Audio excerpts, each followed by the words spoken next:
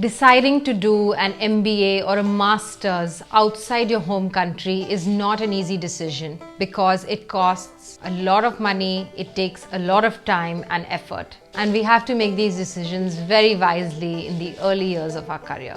The true cost of an MBA or master's abroad is what this video is all about.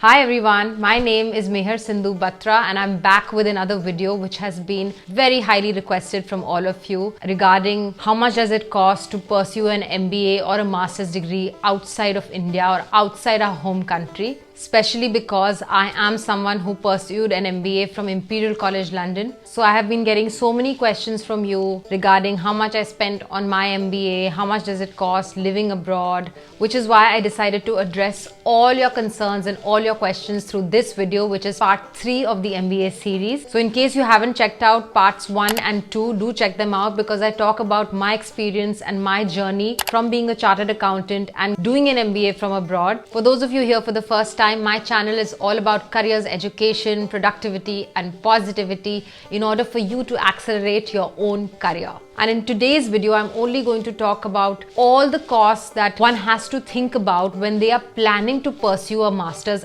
outside their home country, because many times we only look at the tuition fees or living expenses, but there are so many other factors that come into applying for a master's degree and so many other costs that we have to render, which we don't really think about in the beginning. And this is where me and my husband Shashank come in and mentor students on a one-on-one basis. We guide them on their entire application process. We help them make finance trackers, but I'm going to touch upon some of the aspects that we cover with our students through today's video. And towards the end of today's video, I'm going to share with you 3 tips that you can keep in mind in case you're planning to finance your own master's or MBA program from outside your home country. So do watch the video right till the end in case you don't want to miss out on those 3 tips. Please don't forget to subscribe to this channel and share and like this video with your friends in case you find this useful. Do follow my Instagram page MSB Vision because that's where I host a lot of live sessions and connect with students on a one-on-one basis on their queries. So without wasting any more time, let's dive into today's video. For greater clarity, I'm going to keep all the figures in today's video in US dollars. So let's start with the very basics. The first thing that you will have to spend on as a future potential applicant of a master's abroad would be on taking the relevant tests to be able to make an application to those colleges. So for example, it could be something like a GMAT or a GRE, and if you are from a non-English speaking country, you will also have to take the IELTS exam or the TOEFL exam. So the very first test that you will have to take is a GMAT test or a GRE test. And the current cost of a GMAT exam is $250, and for taking a TOEFL test is $180. And this is only the cost of the test. If you're taking classes, if you're buying any additional books, if you are taking any one-on-one coaching, you will have to spend additional amount of money. So if you're planning to take any classes, coaching or buy any books related to these exams, you should keep another $200 to $400 in mind, and that's an average. If you are taking more than one class, sometimes some coaching is even more expensive. And let's say the first time you take your GMAT, you don't get a good score. You will probably have to take it maybe 2 or 3 times. So that's another $250 each time you take the exam. So that was the test fees. Then we come on to the second expense, which is the actual application fees. Every university that you apply to will have an application form that you will have to fill. And to be able to download that form, most universities charge an average of $25 to $70 per application. So let's say you're planning to apply to 5 to 10 colleges. You have to keep in mind that your expense will be an average of $40 into, let's say, 10 universities.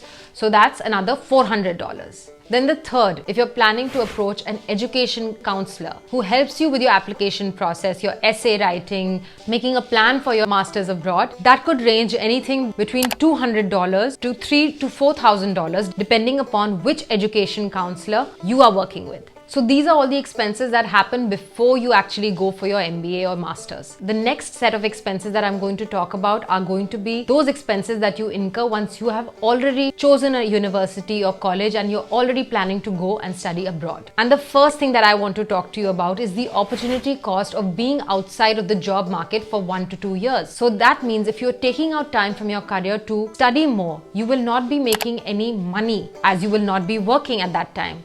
So let's say you decide to do a master's for 1 year. You will be out of the job market for that 1 year.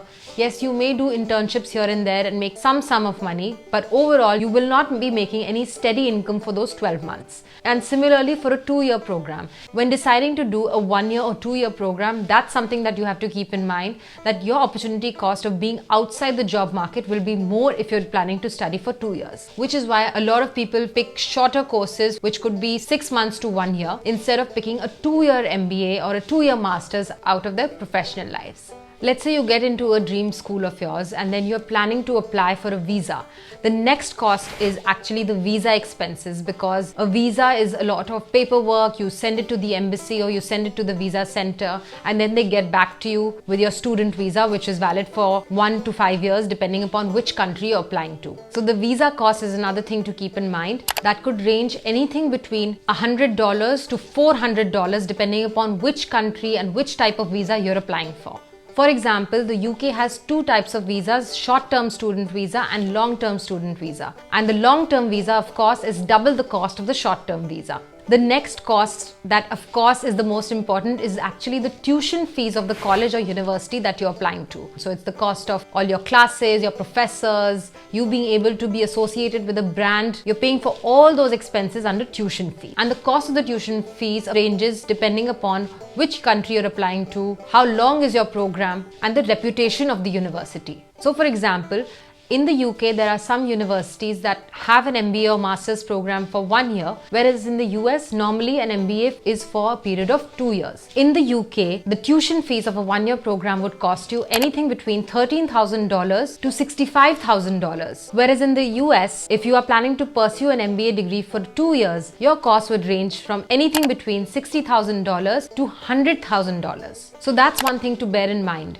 Where do you want to study? Where do you want to live? All that has to be decided keeping the cost factor in mind. If the cost is something that really matters to you and makes your final decision. And the next cost is of course moving expenses. If you're moving to another country from your home country, you will have to take all your belongings with you and you'll have to buy certain things for your move. It could be new clothes, a new laptop, other gadgets and other equipment that you will need during your program. Flight cost, and if your family is going to come and drop you off. I'm going to keep a buffer of another $2,000 just for the move expenses. The next type of cost is actually the living costs or living expenses to be able to live in the city where your university or college is. So all expenses such as food, accommodation, cleaning, household supplies, and that's completely dependent upon you, where you decide to live. Are you going to live in a private accommodation or in a student accommodation? Are you going to live with flatmates or are you going to live alone? Those are all decisions that you'll probably have to make with your other classmates or with the help of your university. The next type of expense is actually the books and supplies and stationery, like I said, because the tuition fees normally just covers the cost of attending the classes, not the books that go along with it. Luckily, most universities or colleges have big libraries that you can rent the books from, or you can borrow books from your friends. But usually the books where you have to submit assignments from are pretty expensive, and one must factor in that cost. Each book could be $100 or more. And the last type of cost is completely up to you, which is travel and experiences expenses. So this is completely something that's in your hand. How much do you want to travel around the country that you're living in, or how much you want to learn from different types of experiences? So that could be a dance class, or maybe you want to go for some event in the city, or maybe you want to travel to another city with your friends. Those are all expenses that are in your hand, but that is something to factor in because that is an additional expense. We don't want to move to a new country and then not experience anything and just sit in our dorm room. We are there to learn new things, to meet new people, and all these things require money. So that's it, my friends. That is a lot of expenses that you have to keep in mind, you have to factor in when you're confused and trying to decide about whether to pursue a master's or MBA abroad. It's not easy to uproot yourself and move somewhere else. You have to think about lots of other things, such as the visa situation in that country or the return on investment on your master's or MBA. But that's what I help my students on a one-on-one basis. So if you're interested in getting a one-on-one mentorship session with me, do comment below or write to me on my email address. And of course, many universities have scholarship opportunities that we have to keep in mind and make most of. But that again depends on university to university and a very strong application to be able to grab that scholarship opportunity. So now we come on to the next part of the video, which is 3 tips from my personal experience on things that you must keep in mind if you're planning to pursue a master's or MBA from outside your home country. The first tip is start planning your finances early. Have conversations with your family, your loved ones. Start thinking about how much you can save, how much they can contribute or help you. You don't want to be late in having those conversations, because the more you delay it, the more of a shock it will be for yourself, for your family, for your loved ones to be able to plan for those type of resources. And the second tip is related to this, which is be smart about your money and invest it well. This is where Shashank and I come in and help our students. We've actually hosted a bunch of workshops on financing your own education, the types of educational loans you can take, the types of banks you can contact. You need to be smart. You need to start investing small but early into the right types of options that are available for you, whether it's stocks, bonds, shares. That is something we guide students on a one-on-one basis with. Saving is just one side of the coin. Investing is what makes your money grow and work for you. And the third tip is, once you actually go for a master's or an MBA abroad, you have to be wise about where you actually spend your money. You must restrict yourself from certain things but splurge on some others if necessary. Maybe you can be one of those who saves up on accommodation by sharing the flat with 4 other people, but you do want to make the most of the opportunity and travel to different countries or gain different types of cultural experiences. And that's completely in your hand, but you have to be wise and remember what's important to you and save on your daily expenses. Someone may want to save on food, but another student may want to try different types of food, try different types of cuisines. So that's completely in our hands and we have to be wise about it. And maybe I can cover that in another video on how you can actually save during your master's program. So let me know if that's something you're interested in. So that's it, my friends. I hope this video was useful. Please leave a comment down below if you have any questions. I always try to get back to you. I'll be back soon with another one. But until then, start saving, start investing, be smart about your money, but dream big. I hope to see you soon. Bye.